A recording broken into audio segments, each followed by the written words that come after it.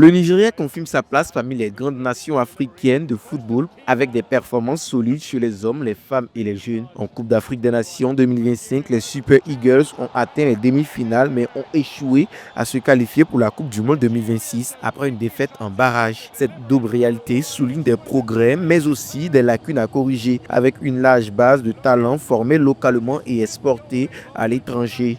Le Nigeria reste une nation influente du continent.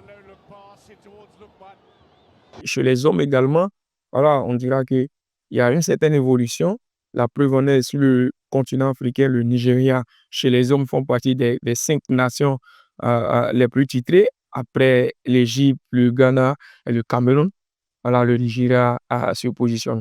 Et c'est une équipe qui a une certaine régularité aussi sur des grandes compétitions, que ce soit la CAN, que ce soit le mondial. C'est vrai qu'ils vont manquer le dernier mondial, mais en termes de régularité sur la compétition africaine, voilà, sur ces 2 dernières années-là, ils ont montré une certaine régularité, finaliste lors de la précédente Coupe d'Afrique et là, demi-finaliste. Chez les dames, les Super Falcons continuent à dominer le football féminin africain avec un record de 10 titres à la Coupe d'Afrique des Nations féminines sur 13 éditions jouées. Leur constance se traduit par une présence régulière dans les phases finales de la Coupe du Monde féminine, renforçant leur statut international. Cette domination statistique fait des Super Falcons une référence incontournable du football féminin. En Coupe d'Afrique des Nations 2026, elles ont été placées en groupe C aux côtés de l'Égypte, la Zambie et le Malawi.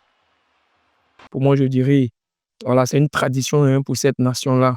Voilà, c'est une nation qui regorge pas mal de talent chez les hommes comme chez les dames. La preuve en est au niveau du football féminin. C'est cette nation-là qui domine les débats avec plus d'une dizaine de titres, hein. Donc, pour moi, je pense bien qu'à ce niveau, il y a rien à dire en ce qui concerne le football féminin du Nigeria. C'est vrai qu'il y a encore des défis majeurs à relever, surtout au niveau des infrastructures et aussi, voilà, les préjugés sociaux qui sont faits aux femmes qui pratiquent ce sport-là. Le vivier de jeunes talents nigérians reste prometteur malgré des résultats contrastés. Les Flying Eagles ont été champions du West Africa Football Union U20, conservant leur trophée avec une victoire de 1 contre le Ghana et affichent 7 titres historiques de la CAN U20.